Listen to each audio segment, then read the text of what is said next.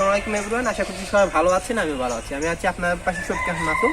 যারা দেশ এবং দেশের বাইরে থেকে আমাকে দেখছেন সবাইকে অসংখ্য ধন্যবাদ। আজকে আমি আপনাদের সামনে একজনকে পরিচিত করাবো, যিনি হচ্ছেন আমাদের গ্রামের গৌরব এবং হাজারো যুবকের অনুপ্রেরণা। তো চলুন ওনাকে দেখা যাক। আমাদের সামনে হাজির হচ্ছে আমাদের গ্রামের নক্ষত্র এবং হাজার যুবকের অনুপ্রেরণা। তো আমরা ওনার কাছে জানতে চাবো ওনার পরিচয়। জি, আমার নাম মোহাম্মদ জুমান মিয়া। হ্যাঁ, তো তোমার খামারে কি কি জাতের মুরগ রয়েছে এবং এটি কিভাবে তুমি অনুপ্রেরণা পেয়েছো? আমার খামারে টাইগার মুরগি রয়েছে। আমি বিশেষ করে ইউটিউব থেকে অনুপ্রাণিত হয়েছি। বিভিন্ন ধরনের ইউটিউবের বিভিন্ন খামারের ভিডিও দেখে আমি অনুপ্রাণিত হয়েছি।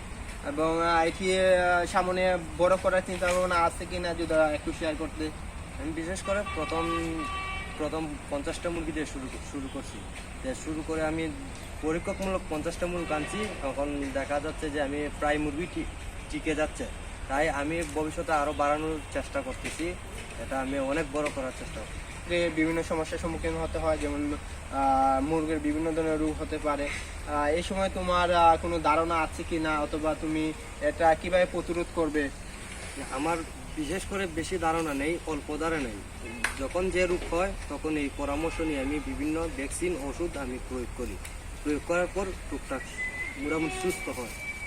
তো আমরা দেখেছি যে প্রথম সপ্তাহে মুরগগুলো চোখ দিয়ে পানি পড়া, তারপর চোখ ফুলে যাওয়া, চুনাবিট ইত্যাদি রোগের লক্ষণ দেখা দেয়। এই সময় তুমি কি কি পরামর্শ অনুযায়ী কি কি ওষুধ প্রয়োগ করো এবং তোমার মুরগের খাবার কি কি খাবার তোমার মুরগকে দাও, এটার বিষয়ে একটু ক্লিয়ার করতে তাহলে অনেক ভালো হতো।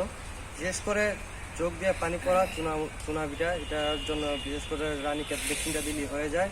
আমার মুরগির খাদ্য হলো সে সোনালি পিট খাওয়াই, আর দিনের বেলা তোমার এটা ভুসি গুঁড়ো দিয়ে মিক্স করে মাকাল খাদ্য খাওয়াই। আর হচ্ছে তোমার এই পর্যন্ত তোমার খামারে কত টাকা ব্যয় করেছো এবং সামনে এই মুরগগুলো দিয়ে তুমি কি করবে যদি একটু ক্লিয়ার করতে। বিশেষ করে এই পর্যন্ত আমার 8 থেকে 10,000 টাকা ব্যয় হয়েছে। আমি এটা থেকে লাভবান হলে ভবিষ্যতে আরো বড় করার চেষ্টা করব। তো এই বিষয়ে তোমাকে অনেক ধন্যবাদ ভালো পরামর্শ দেওয়ার জন্য এবং হাজারো যুবকের অনুপ্রেরণা হিসেবে তুমি থাকবে আমাদের গ্রামে। দিক নির্দেশনা দেব। তো এটা আমার পক্ষ থেকে আশা করছি এতে পেয়ে তুমি অনেক কিছু করার চেষ্টা করবে এবং এতে তুমিও অনেক ইন্সপায়ার হবে। ধন্যবাদ তোমাকে।